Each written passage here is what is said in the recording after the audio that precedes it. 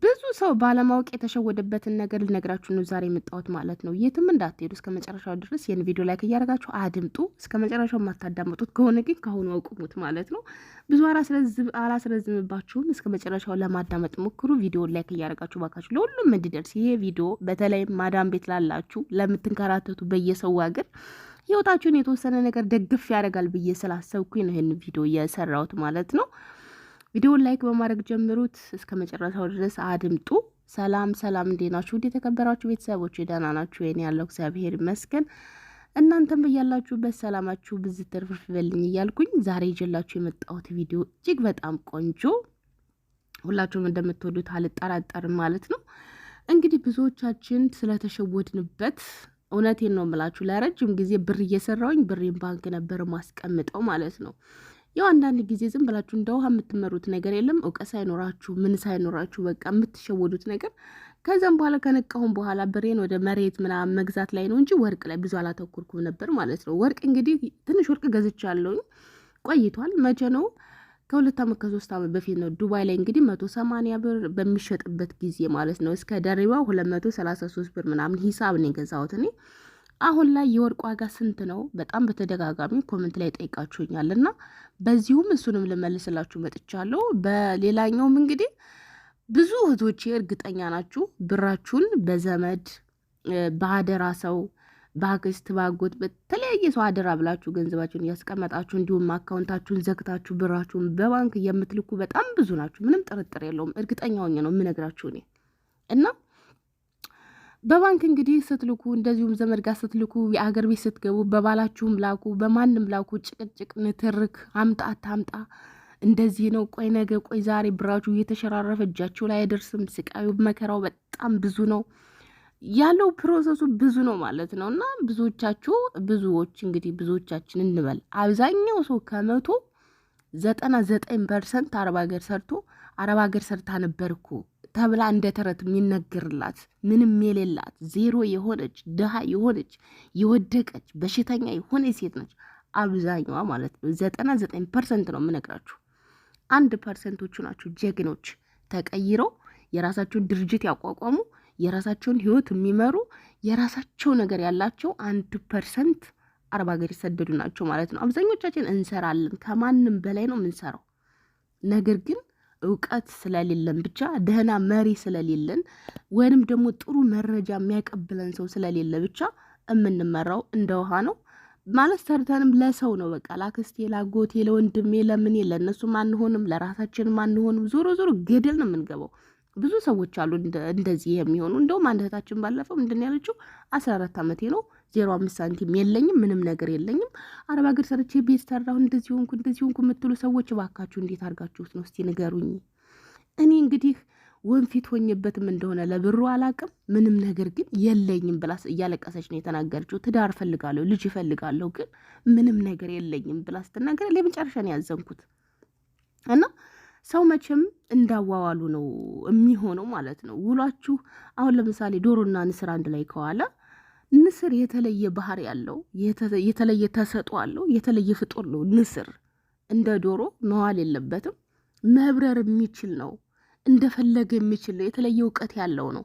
ዶሮ ግን መብረር አትችልም፣ ግዴታ መሬቱን ነው መኖር የምትችለው። እና ከዶሮ ጋር ከዋለ አንድ ንስር ያው ችሎታውን ይረሰዋል፣ አቅሙን ይረሰዋል፣ ጉልበቱን ይረሰዋል። ያው ሁሌም እንደ ዶሮ ነው የሚኖረው። ገብቷችኋል? ያለውን ተሰጥኦን አያውቀውም።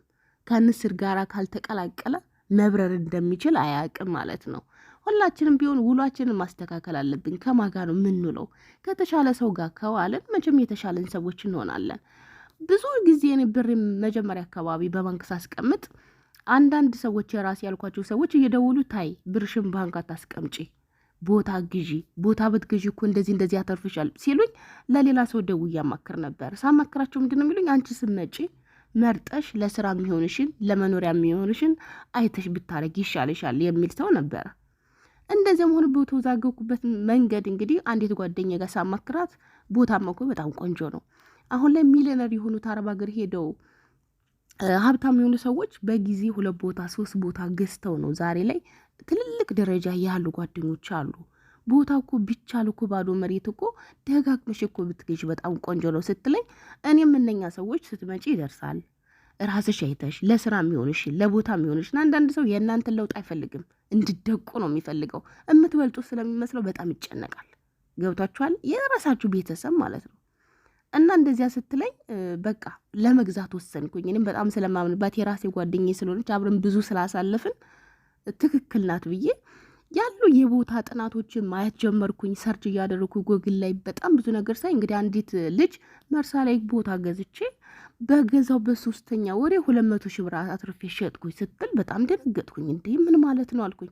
ምክንያቱም እኔ ረጅም ጊዜ ባንክ ነው ብር የሚቀመጠው ብያቸዋለሁ። አዲስ አበባ ቤት ገዝቼ ነበር። ያው ፕሮሰሱ ታሪኩ ረጅም ነው፣ እሱን አልነግራ ስለ እሱ ታሪክ ጀምሬ አላንዛዛባችሁም ማለት ነው። ንገሪኝ ካላችሁ በሌላ ጊዜ የምነግራችሁ ይሆናል። ከዛም በኋላ ግን ያ ቤት ያው በዚያው በባለፈው ዓመት እንግዲህ በጣም ብዙ ቤት ነው የፈረሰው። ከፈረሱ ቤቶች መካከል አንዱ የኔ ቤት ነው ማለት ነው።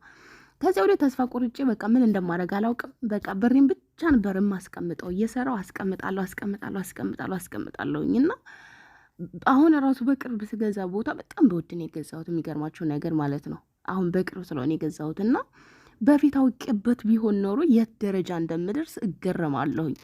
አይደለም ይሄን ነገር ወርቅ ገዝቼ ቢሆን በዚያን ጊዜ ወርቅ እንግዲህ በ233 ብር በገዛሁበት ሂሳብ ጨምር አድርጌ ገዝቼ ቢሆን ኖሮ እንደኔ ባለ ሀብት ነበረው ይላሉ። አሁን ላይ ሳስበው ይቆጨኛል።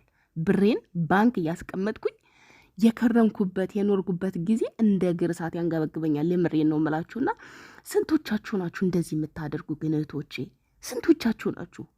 እውነት ከዚህ በኋላ አቁሙ። ብር ባንክ አታጠራቅሙ። እውነቴን ነው የምላችሁ። ቦታ ራሱ ከመግዛት ወርቅ መግዛት በጣም ነው የሚያዋጣው። እኔ እንግዲህ ከዚህ በፊት የሰራሁት ስለ ወርቅ የገዛው ጊዜ ቪዲዮ ሰርቻለሁ። ወደታች ወርድ ብላችሁ እዩት፣ እስከና ዓመተ ምህረቱ ሁሉንም ነገር ማለት ነው።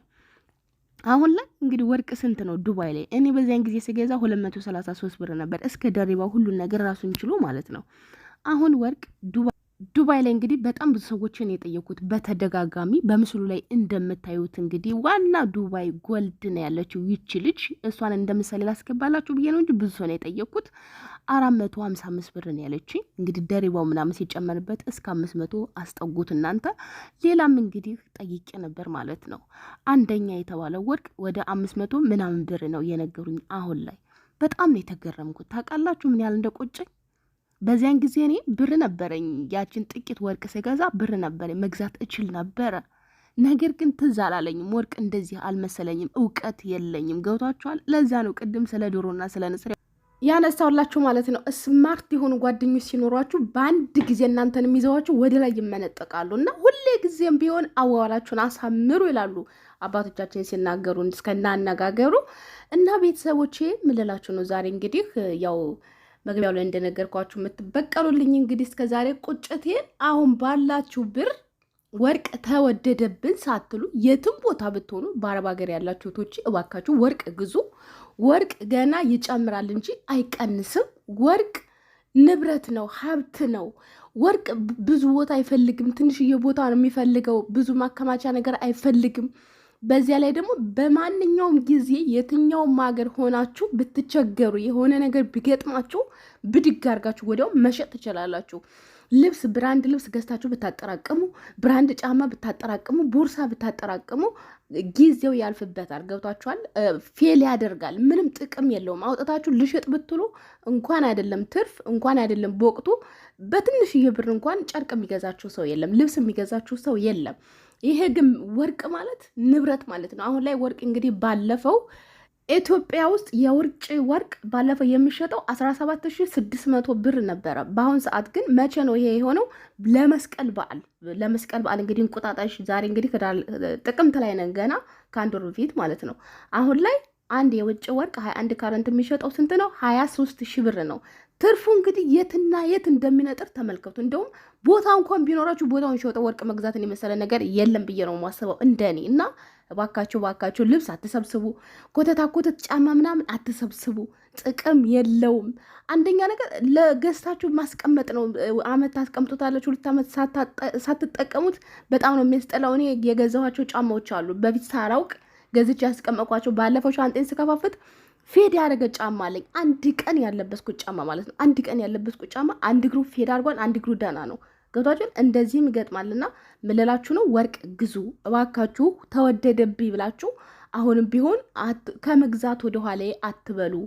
ወርቅ መቼም ቢሆን ወርቅ ነው። ይሄንን መርሳት የለባችሁ ጓደኞቼ። እና የማሳስባችሁ ነገር እኔ ቁጭት በጣም ተቆጭቻለሁ ባለማወቄ ብር ባንክ ቁጭ አድርጌ ወይ ቦታ ሳልገዛበት ወይ የሆነ ነገር ሳላድርግበት እኔ እውነቴን ነው የምላችሁ ሳስበው በጣም ነው የሚቆጨኝና እንደዚህ የምታደርጉ እህቶች የባካችሁ ተጠንቀቁ። እንደኔ ከመቆጨት በጊዜ መንቃት አለባችሁ። ይሄን ነገር ለእናንተ በመናገር በጣም ደስተኛ ነኝ። እኔ ብቆጭም ደግሞ እናንተ ከተለወጣችሁ ከገዛችሁ ለእናንተ ሞራል ከሆንኳችሁ ለእኔ ትልቅ ነገር ነው። የኔ መክሰር ምንም ማለት አይደለም። እናንተ ታተረፋችሁና እባካችሁን ግዙ።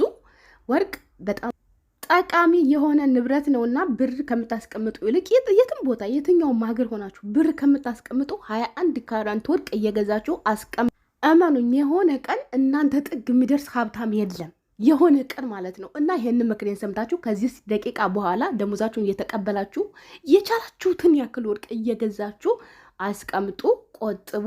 ወርቅ ንብረት ነው፣ ሀብት ነው እላችኋለሁ። በድጋሚ እስከምንገናኝ ሰላማችሁ ይብዛልኝ። ቻው።